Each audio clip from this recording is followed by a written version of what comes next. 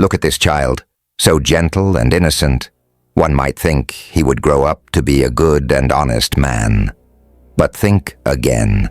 Adolf Hitler was born in 1889 in a small town in Austria-Hungary. His father, Alois Hitler, was born out of wedlock and later took his stepfather's name. Alois was a mid-level Austrian customs officer, not wealthy but known for his numerous affairs.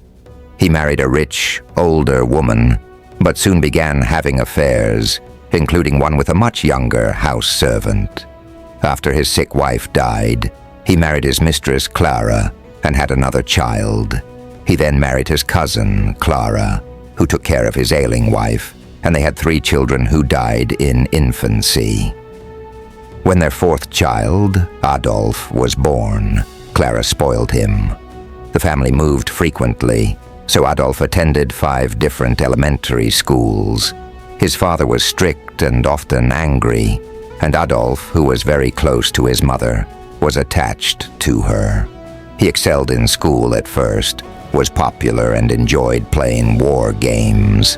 He loved reading, especially stories about cowboys and Indians. However, as he grew older, he started getting into trouble, smoking, organizing raids, and rebelling against his pro-Austria teacher. His father punished him severely for his nationalism, which conflicted with his Austrian background. A family tragedy struck when his 6-year-old brother died of measles. Afterward, neighbors noticed strange behaviors in Adolf, such as talking to trees and stargazing from the cemetery. His interest in religion waned, his grades dropped, and he had to repeat a grade. He was also teased by city boys, which made him resentful. He dreamed of becoming an artist, but his father's death and lack of support led him to drop out of school at 16. For the next 3 years, Adolf lived aimlessly, spending time at the opera with his only friend, August Kubek. Kubek described him as passionate, quick-tempered, and an excellent speaker. At 18, Adolf said a sad goodbye to his mother and went to Vienna to take the entrance exam for art school, but failed. He returned home to care for his sick mother, who died soon after. Adolf then returned to Vienna, hoping to pursue an artistic career, but ended up homeless, struggling to survive by selling postcards he painted. His time in Vienna, with its prevalent anti-Semitism and right-wing ideologies, influenced his beliefs. He was drawn to anti-Semitic literature and conspiracy theories, viewing Jews as the greatest enemy and the Aryan race as the purest. In 1913, he moved to Munich, Germany, to avoid military service and lived as a drifter until World War I broke out in 1914. He volunteered for the German army, finding purpose and camaraderie among his fellow soldiers.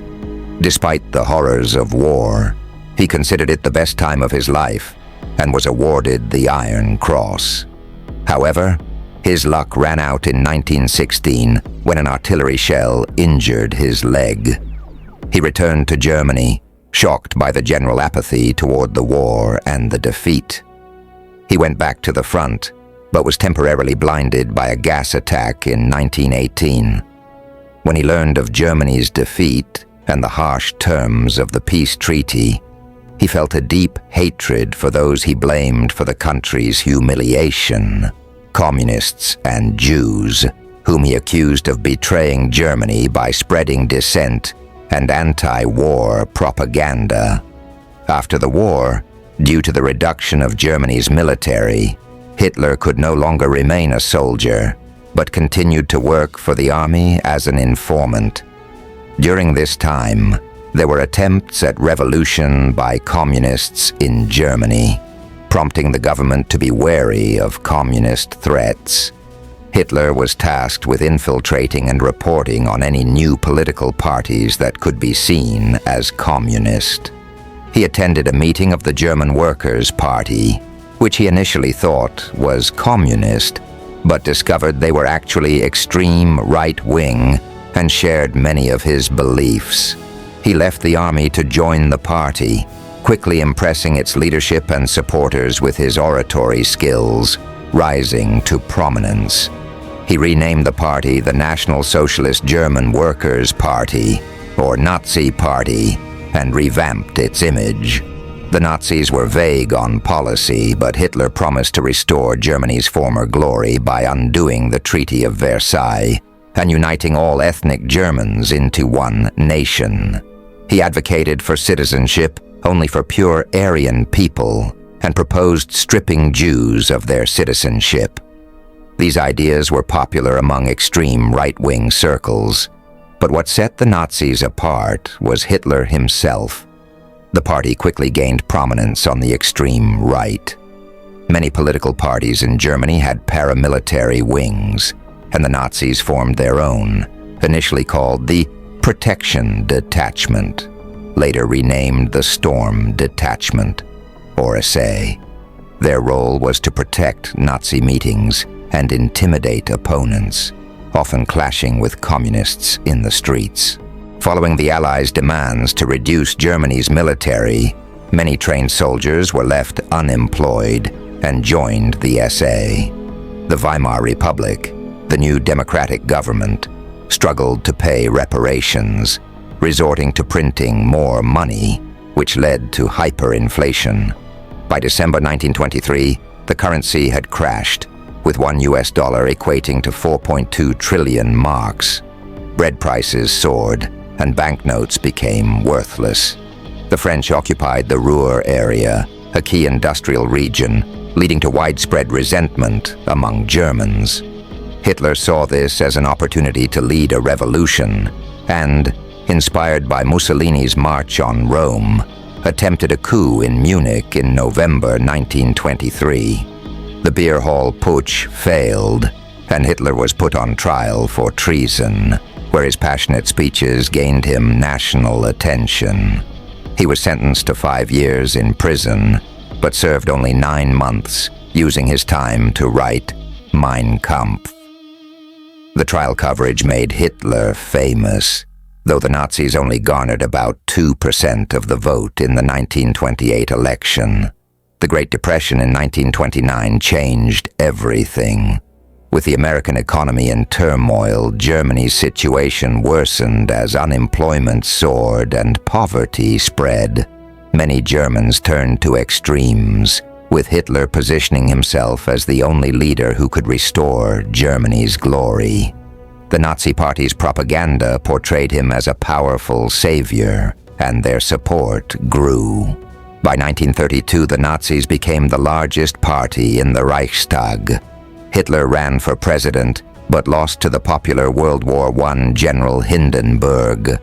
As the leader of the largest party, he demanded Hindenburg make him chancellor, which Hindenburg reluctantly agreed to after pressure from industrial leaders and right-wing politicians who thought they could control him. Hitler became chancellor in January 1933. In February, the Reichstag building was set on fire, and Hitler used the event to push through an emergency decree imprisoning communists and other opponents. Following President Hindenburg's death, Hitler passed a law enabling him to make laws unilaterally. With his political opponents imprisoned and the SA intimidating others, he consolidated power, becoming a dictator. He then purged the SA leadership in the Night of the Long Knives in June 1934, ensuring the army's loyalty. Life in Germany changed dramatically, with freedoms curtailed and Jews increasingly marginalized. The Nazi regime began systematic persecution, leading to the murder of 6 million Jews and the sterilization of hundreds of thousands deemed unfit. The Hitler Youth indoctrinated children, training boys for combat and girls for motherhood. Opposition to Hitler was met with severe punishment, including imprisonment in concentration camps. Adolf Hitler, shaped by his early life's hardships and extreme nationalism, turned his hatred from Germany's defeat in World War I into a fervent desire for vengeance. His rise to power, fueled by a charismatic personality and radical ideology, plunged the world into another devastating global conflict known as World War II.